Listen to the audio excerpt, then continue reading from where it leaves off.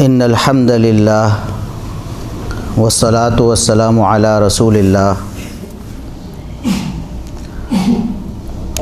اما بعد فاعوذ باللہ السمیع العلیم من الشیطان الرجیم من ہمزہ ونفخہ ونفثہ بسم اللہ الرحمن الرحیم والعصر ان الانسان لفی خسر الا الذین آمنوا وعملوا الصالحات وتواصوا بالحق وتواصوا بالصبر۔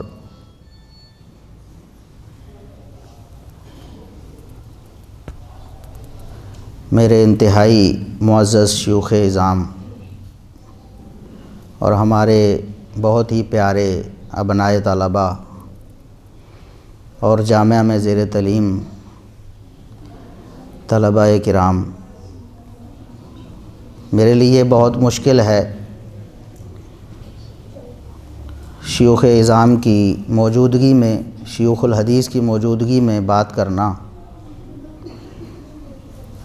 میرے شیخ محترم فضیلت الشیخ علامہ غلام مصطفیٰ ظہیر امن پوری حافظہ اللہ تعالی، میرے استاذ گرامی ہیں، وہ بھی موجود ہیں،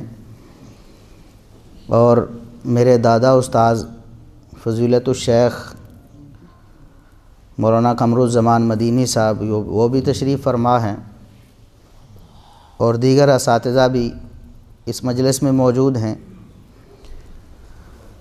ان کی موجودگی میں کچھ کہنا یہ میرے لیے بہت مشکل ہے، لیکن انہی کے حکم سے میں چند باتیں آپ حضرات کے سامنے رکھنا چاہوں گا۔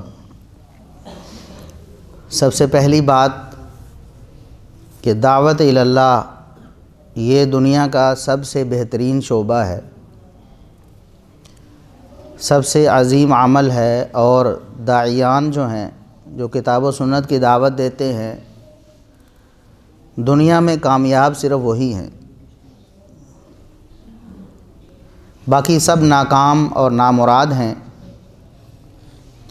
کیونکہ اللہ رب العزت نے قسم اٹھا کر فرمایا والعصر ان الانسان لفی خسر۔ زمانے کی قسم ہے، انسان یقیناً گھاٹے میں ہے۔ انا بھی تاکید کے لیے اور لام تاکید پھر آیا، ان الانسان لفی خسر، اس میں کوئی شبہ نہیں، یقیناً بلا شبہ انسان گھاٹے میں ہے۔ الا الذین آمنوا وعملوا الصالحات وتواصوا بالحق وتواصوا بالصبر۔ اس نقصان سے اور گھاٹے سے بچنے والے صرف وہ لوگ ہیں، کامیاب صرف وہ ہیں جن میں ایمان موجود ہے، عمل صالح موجود ہے، اور حق اور صبر کی طرف دعوت دینا ان کے اندر موجود ہے۔ وتواصوا بالحق وتواصوا بالصبر۔ اس دنیا میں کامیاب صرف وہ ہیں جو ایمان اور عمل صالح کے ساتھ ساتھ حق کی طرف دعوت دیتے ہیں، یہ کامیاب افراد ہیں۔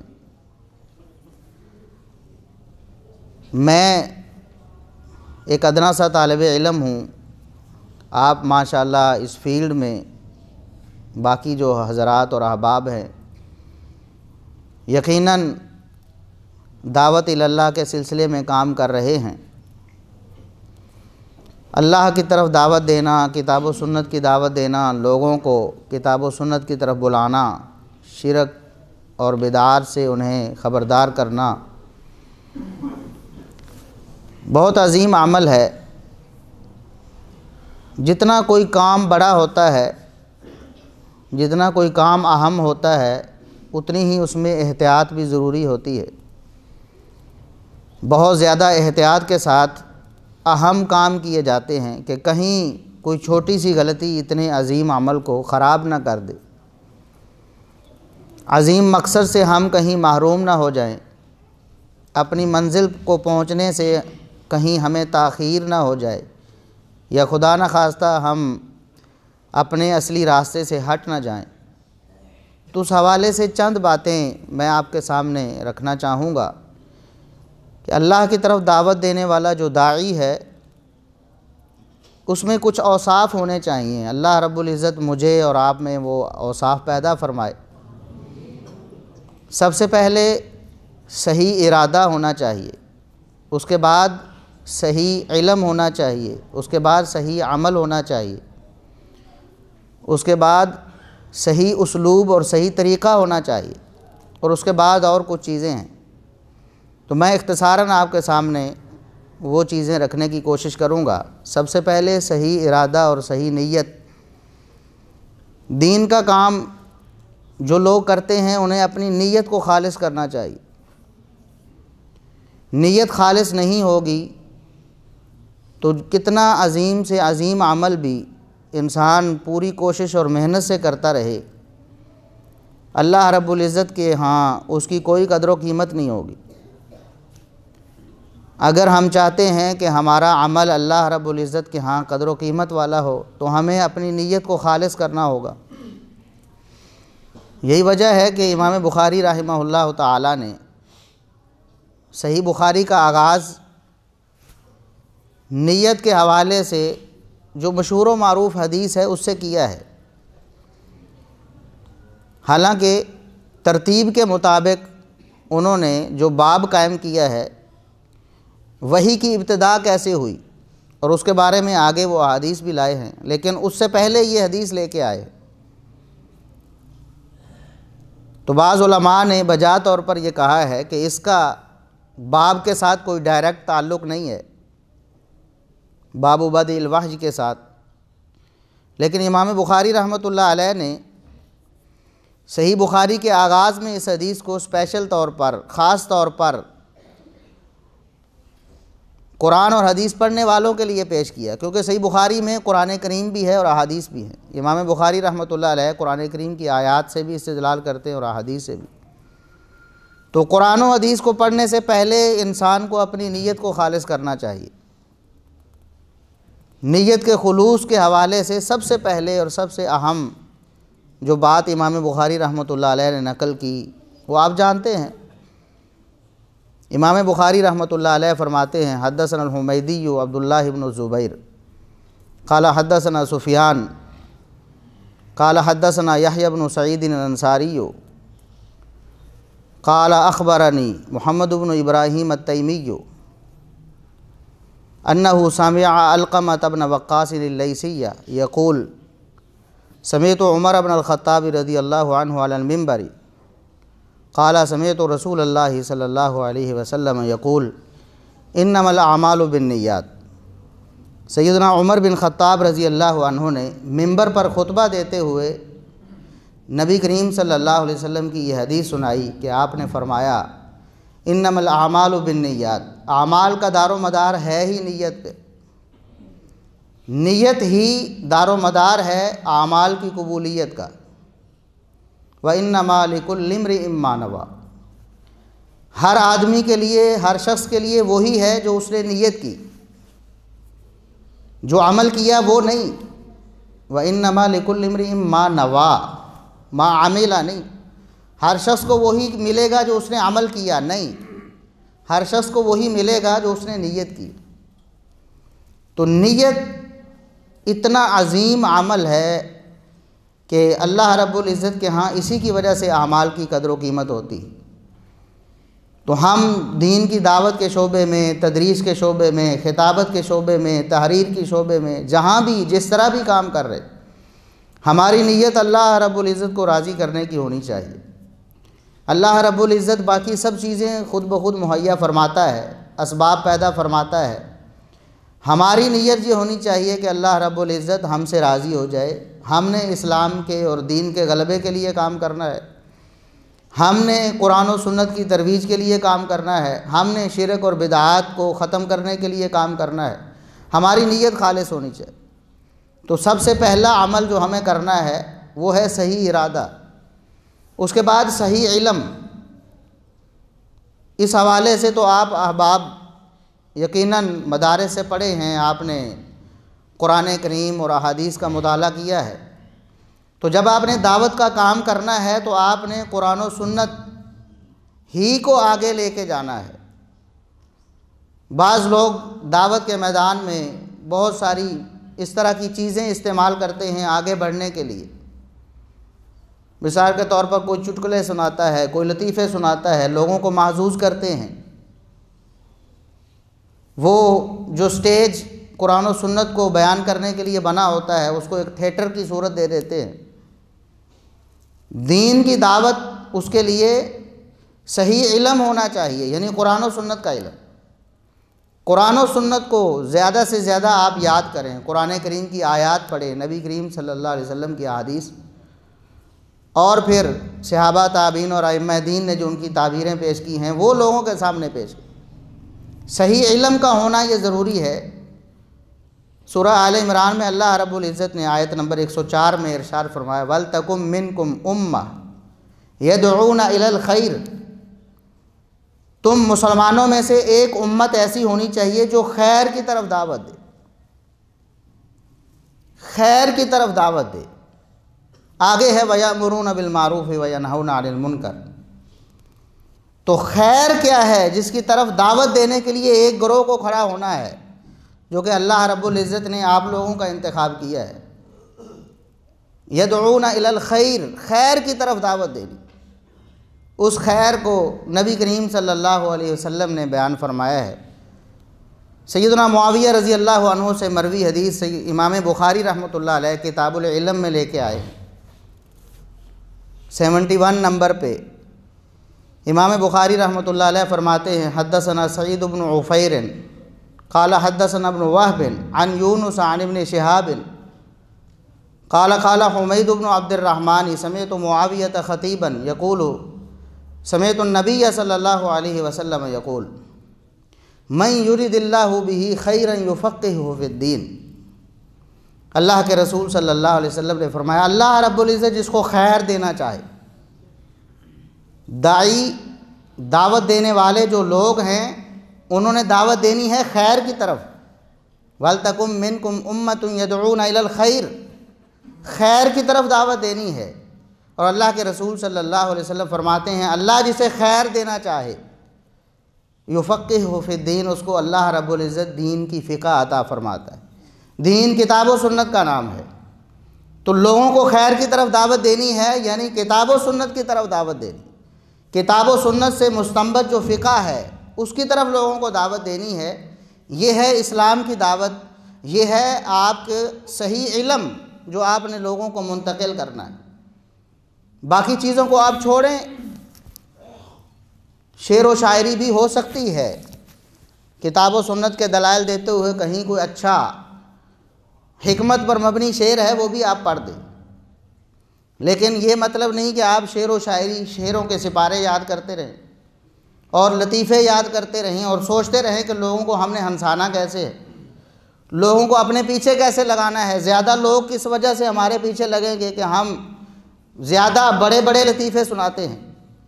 تو ہماری ڈیوٹی جو ہے وَلْتَكُمْ مِنْكُمْ أُمَّةٌ يَدْعُونَ إِلَى الْخَيْرِ، خیر کی طرف دعوت دینا ہے، اور خیر ہے صحیح علم کتاب و سنت۔ دو چیزیں ہو گئیں، صحیح ارادہ، صحیح علم، اور اس کے بعد ہے صحیح عمل۔ ایک داعی کے لیے صحیح عمل کرنا بھی انتہائی ضروری ہے،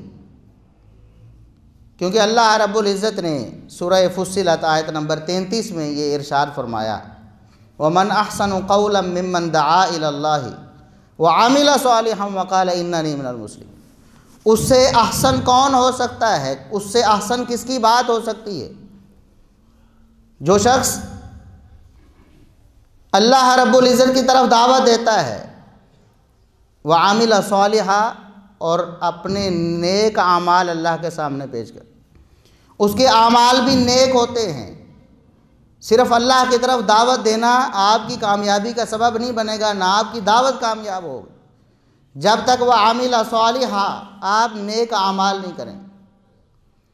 تو دعوت کو اگر آپ مضبوط بنانا چاہتے ہیں اور پرتاثیر بنانا چاہتے ہیں، اور واقعی آپ قرآن و سنت کا بول بالا کرنا چاہتے ہیں، واقعی آپ شرک اور بدعات سے لوگوں کو بچانا چاہتے ہیں، تو اس کے لیے ضروری ہے کہ آپ اللہ کی طرف دعوت دینے کے ساتھ ساتھ وہ عامل صالحہ کا بھی عملی نمونہ بنیں، نیک اعمال کریں، آپ کے اعمال بھی نیک ہونے چاہیے۔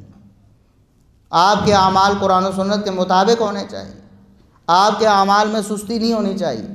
لوگوں کو آپ دعوت دیتے ہیں کہ جھوٹ نہیں بولنا، لیکن خود آپ جھوٹ بولتے ہیں۔ لوگوں کو دعوت دیتے ہیں کہ چغلی نہیں کرنی، اور خود میرے اندر بہت زیادہ یقیناً کوتاہی ہوگی، اور بہت سارے احباب کے اندر کوتاہی ہوگی۔ لوگوں کو ہم بتاتے ہیں کہ مسلمان کو دکھ نہیں دینا، اور خود اپنے قول اور عمل سے اور اپنی تحریر سے لوگوں کو دکھ دیتے ہیں۔ لوگوں کو ہم سمجھاتے ہیں کہ آپ نے یہ نہیں کرنا، اور خود ہم کرتے۔ لما تقولون ما لا تفعلون۔ تو اللہ رب العزت کی دعوت دینی ہے، کتاب و سنت کی طرف دعوت دینی ہے، تو نیک اعمال بھی ہم نے پیش کرنے۔ نیک اعمال، ایک صالح ہونا چاہیے، اس کا عمل نیک ہونا چاہیے، پھر اللہ رب العزت اس کی تبلیغ میں اور اس کی دعوت میں اللہ رب العزت تاثیر پیدا کرتے ہیں، پھر لوگوں کو اللہ رب العزت ہدایت دیتے ہیں اس کی وجہ سے۔ تو 3 چیزیں ہو گئیں، ساتھ ساتھ آپ یاد رکھیں، نیک ارادہ، صحیح ارادہ، صحیح علم، صحیح عمل، اور اس کے بعد ہے صحیح طریقہ اور صحیح اسلوب۔ دعوت تو کتاب و سنت کی دینی ہے آپ نے، لیکن اس کے لیے اسلوب آپ کا صحیح اور درست ہونا چاہیے۔ آپ اچھے طریقے سے دعوت دیں، آپ کا طریقہ برا نہیں ہونا چاہیے، آپ کے الفاظ ایسے نہیں ہونے چاہیے کہ جن کو آپ دعوت دے رہے ہیں بجائے دعوت قبول کرنے کے وہ متنفر ہو جائے، وہ دعوت سے دور بھاگ جائے کہ یہ تو ہمیں گالیاں دیتے ہیں، یہ تو ہماری پگڑی اچھالتے ہیں، یہ تو کیچڑ اچھالتے ہیں۔ دعوت ایسے اچھے اسلوب کے ساتھ دیں، ایسی نرمی کے ساتھ دیں، ایسے حسن اخلاق کے ساتھ دیں کہ لوگ متاثر ہو جائیں۔ اور اس حوالے سے بھی اللہ رب العزت نے سورہ نحل میں یہ ارشاد فرمایا، ادعو الی سبیل ربک بالحکمت والموعظۃ الحسنہ۔ اے نبی، آپ، یہ اللہ کے نبی صلی اللہ علیہ وسلم کو اللہ رب العزت حکم فرما رہے ہیں، اے نبی آپ نے بھی اپنے رب کے راستے کی طرف دعوت دینی ہے، تو آپ نے حکمت کے ساتھ دعوت دینی ہے، اچھی نصیحت کے ساتھ دعوت دینی، اچھے الفاظ میں، اچھے پیرائے میں، اچھے اسلوب میں آپ نے دعوت دینی۔ اور نرمی جو ہے اس کا کوئی بدل اس دنیا میں نہیں ہے، نرمی کا کوئی بدل نہیں۔ آپ جتنی مرضی سختی کر لیں، آپ کی دعوت کامیاب نہیں ہوگی، آپ کی دعوت نرمی سے کامیاب ہوگی۔ نبی کریم صلی اللہ علیہ وسلم نے اس حوالے سے بڑی واضح رہنمائی فرمائی۔ امام مسلم رحمۃ اللہ علیہ نے سیدہ عائشہ رضی اللہ عنہا سے نبی کریم صلی اللہ علیہ وسلم کی ایک حدیث باب فضل رفق میں نقل کی ہے کہ نرمی جس چیز میں داخل ہو جاتی ہے، جس چیز میں شامل ہو جاتی ہے، الا زانہ، اس کو ضرور مزین کر دیتی ہے، اس کو خوبصورت کر دیتی ہے۔ ولا تنزع من شیء الا شانہ، اور نرمی اگر کسی چیز سے نکل جاتی ہے تو اس کو ضرور بدصورت کر دیتی ہے، بدنما بنا دیتی ہے۔ نرمی جس چیز میں شامل ہو جائے وہ چیز خوبصورت ہو جاتی ہے، مزین ہو جاتی ہے، اور جس چیز سے نرمی نکل جائے، جس چیز سے رفق نکل جائے، وہ چیز بدنما اور بدصورت ہو جاتی ہے۔ آپ کے سامنے کوئی بدصورت چیز آ جائے، آپ اس کو پسند نہیں کریں گے، اس کو لینا پسند نہیں کریں گے، اس کو اپنے پاس رکھنا پسند نہیں کریں۔ کیسے ہو سکتا ہے کہ آپ دعوت بدصورتی کے ساتھ دیں، بدنما طریقے سے دعوت پیش کریں اور لوگ آپ کی دعوت قبول کر لیں؟ ایسا نہیں ہو سکتا۔ اور اس سے پچھلی حدیث میں نبی کریم صلی اللہ علیہ وسلم کے یہ الفاظ کہ ان اللہ یحب الرفق، اللہ رب العزت نرمی کو پسند کرتے، اور آپ صلی اللہ علیہ وسلم نے فرمایا کہ نرمی کے ساتھ آپ وہ کام کر سکتے ہیں جو آپ سختی کے ساتھ نہیں کر سکتے۔ نرمی سے آپ کامیاب ہو سکتے ہیں، آپ سختی سے کامیاب نہیں ہو سکتے۔ تو اپنی دعوت میں حکمت اور نرمی کو لے کے آئیں، اپنا انداز خیر خواہانہ اور مصلحانہ بنائیں، جابرانہ اور قاہرانہ آپ کا سٹائل نہیں ہونا چاہیے۔ جتنی نرمی کریں گے اتنی اللہ رب العزت آپ کی دعوت میں تاثیر پیدا کر۔ اور ویسے بھی ادعو الی سبیل ربک بالحکمہ، یہ حکم ہے اللہ رب العزت کہ آپ نے دعوت حکمت کے ساتھ دے، حکمت آپ کی دعوت کا لازمی جز ہوگا تو پھر اللہ رب العزت آپ کو کامیاب فرمائے۔ اس کے علاوہ بھی کچھ چیزیں ہیں، آپ نے صبر کرنا ہے، استقامت دکھانی ہے، اور یہ انبیاء کو حکم ہوا۔ جب موسیٰ علیہ السلام اور ہارون علیہ السلام نے دعوت دی اپنی قوم کو، فرعون کو دعوت دی، تو اس وقت جب وہ مایوس ہو گئے کہ فرعون بات نہیں مان رہا، موسیٰ علیہ السلام نے اللہ رب العزت سے شکایت کر دی، تنگ آ کر اللہ رب العزت سے بددعا کر دی، ربنا طمس علی اموالہم واشدد علی قلوبہم فلا یؤمنوا حتی یروا العذاب العلیم، کہ یا اللہ ان کے مال برباد کر دے، ان کے دلوں پر مہر لگا دے، یہ عذاب علیم دیکھیں، ایمان قبول نہ کریں، انہوں نے بہت زیادہ پریشان کیے۔ تو اللہ رب العزت نے فرمایا قد اجیبت دعوتکما، تم دونوں کی دعا قبول ہو گئی ہے۔ دعا تو موسیٰ علیہ السلام کر رہے تھے، ہارون علیہ السلام آمین کہہ رہے تھے، اس لیے اللہ رب العزت نے فرمایا تم دونوں کی دعا قبول ہو رہی ہے، لیکن فاستقیما، آپ نے استقامت دکھانی ہے۔ فرعون کو ڈھیل ملی رہی، لیکن موسیٰ علیہ السلام اور ہارون علیہ السلام کو اللہ کا حکم تھا کہ آپ نے استقامت دکھانی ہے، جلدی نہیں کرنی کہ اب کیوں نہیں ہو گیا، میری دعا قبول کیوں نہیں ہوگی، میری جو دعا ہے وہ قبول کیوں نہیں ہوگی، اور میری دعوت کا اثر کیوں نہیں ہو گیا۔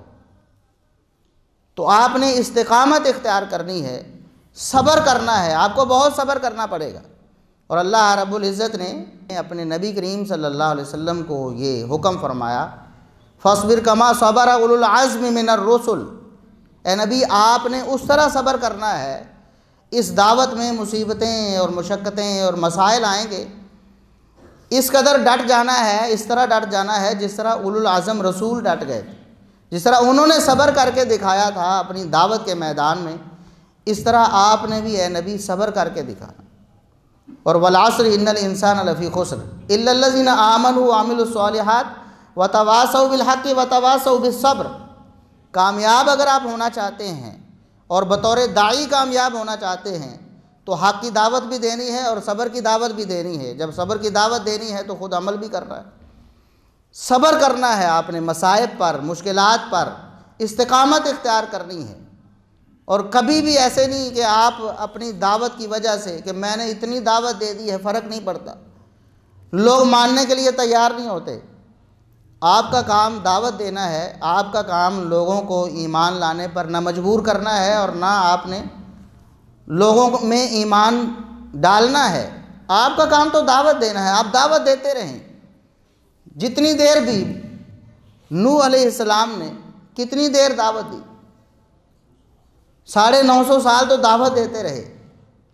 تو اللہ رب العزت فرماتے ہیں تھوڑے سے لوگ مسلمان ہوئے، تھوڑے سے لوگ، وہ بھی کمزور لوگ، کوئی بڑا، کوئی سردار، کوئی چودھری، کوئی مالدار مسلمان نہیں ہوا، نوح علیہ السلام پر ایمان نہیں لایا 950 سال تبلیغ۔ ہم 1 مہینہ درس دے کے، 1 سال درس دے کے، 5-10 سال درس دے کے ہم یہ کہتے ہیں کہ لوگوں پہ اثر ہی نہیں ہوتا، جی لوگ ہماری بات ہی نہیں مانتے۔ ہمارا کام صرف دعوت دینا ہے اور پھر استقامت اختیار کر، اور پھر ہم نے توکل کرنا ہے، اللہ رب العزت پر توکل کرنا ہے۔ ہم دیکھتے ہیں داعیان کتاب و سنت پریشان ہوتے ہیں، بہت سے مسائل دنیا میں ہیں، مادی وسائل ہیں، مالی وسائل ہیں، یہ مسئلہ ہے جی میرے پاس یہ وسیلہ نہیں، یہ وسائل نہیں ہیں، مال دولت، تنخواہ کم ہے، بہت سارے مسائل ہیں۔ تو آپ نے ان مسائل کی وجہ سے پریشان نہیں ہونا، یہ مسائل آپ کی آزمائش کے لیے ہیں، اللہ رب العزت ان میں بھی آپ کے لیے آسانی پیدا فرمائے گا۔ جب آپ اپنے میدان کے ساتھ مخلص ہو جائیں گے، سب کچھ چھوڑ کر کشتیاں جلا کر آپ دعوت کے میدان میں آئیں گے تو پھر انشاءاللہ اللہ رب العزت آپ کے لیے آسانیاں پیدا فرمائے گا۔ قرآن و سنت میں بہت ساری نصوص ہیں، میں یہاں پیش کروں بات لمبی ہو جائے گی، ہمارے دیگر شیوخ نے بھی اپنے خیالات کا اظہار کرنا ہے اور آپ کی رہنمائی کرنا ہی ہے۔ میں بات ختم کرتا ہوں۔ امام دارمی رحمۃ اللہ علیہ نے ایک قول امام ابراہیم نخعی رحمۃ اللہ علیہ کا نقل کیا ہے۔ امام دارمی فرماتے ہیں حدثنا الحسن بن عرفہ قال حدثنا جریر عن الحسن بن عمرو عن ابراہیم۔ ابراہیم نخعی رحمۃ اللہ علیہ فرماتے ہیں من ابتغى شیئا من العلم یبتغی بہ وجہ اللہ، جو شخص علم کی ایک بات طلب کر لیتا ہے، حاصل کر لیتا ہے، اس کی نیت اللہ کی رضا ہونی چاہیے۔ اس نے ایک لفظ سیکھ لیا علم کا، ایک آیت سیکھ لی، ایک حدیث سیکھ لی، اس کا مقصد کیا ہے؟ اللہ کی رضا حاصل کرنا۔ اللہ کی رضا کے لیے ایک بات دین کی سیکھ لی، اس نے علم کی ایک بات سیکھ لی ہے، آتاہ اللہ منہ ما یکفیہ، اللہ رب العزت اپنی جناب سے اس کو وہ چیز عطا کر دے گا جو اس کو کافی ہو جائے، اس کے تمام مسائل کا حل ہو جائے گا۔ اللہ رب العزت اس کی تمام ضرورتیں بھی پوری فرما دیں گے، لیکن شرط یہ ہے کہ آپ نے علم حاصل کرنا ہے۔ یہ ضروری نہیں آپ مدرسے میں رہ کے علم حاصل کر رہے ہیں، آپ فارغ ہو گئے ہیں دعوت کے میدان میں، تب بھی آپ قرآن پڑھ رہے ہیں، تب بھی تفسیر پڑھ رہے ہیں، تب بھی حدیث پڑھ رہے ہیں، درس دینے کے لیے، جمعہ پڑھانے کے لیے، دعوت و تبلیغ کے لیے۔ من ابتغى شیئا من العلم یبتغی بہ وجہ اللہ سبحانہ، اللہ رب العزت کے رضا کے لیے آپ دین حاصل کرتے ہیں اور پھر اس کی دین کی تبلیغ کرتے ہیں تو آتاہ اللہ ما یکفیہ، اللہ رب العزت آپ کی ضرورتوں کو اپنی جناب سے پورا کر دے۔ تو یہ کچھ گزارشیں ہیں، اور بھی باتیں ہو سکتی ہیں۔ اللہ کا ذکر کریں۔ موسیٰ علیہ السلام اور ہارون علیہ السلام، جب اللہ رب العزت نے ان کو حکم فرمایا نا جا کے فرعون کو تبلیغ کریں، تو اللہ رب العزت نے پہلی بات ان کو یہ بات ارشاد فرمائی، وَلَا تَنِيَا فِي ذِكْرِي اذْهَبْ أَنْتَ وَأَخُوكَ بِآيَاتِي وَلَا تَنِيَا فِي ذِكْرِي، میرے ذکر میں تم نے سستی نہیں کرنی۔ اللہ کا ذکر بھی زیادہ سے زیادہ کریں۔ اور بھی بہت ساری باتیں ہو سکتی ہیں۔ اللہ رب العزت مجھے اور آپ کو ان تمام نصیحتوں پر عمل کرنے کی توفیق عطا فرمائے۔ وآخر دعوانا ان الحمد للہ رب العالمین۔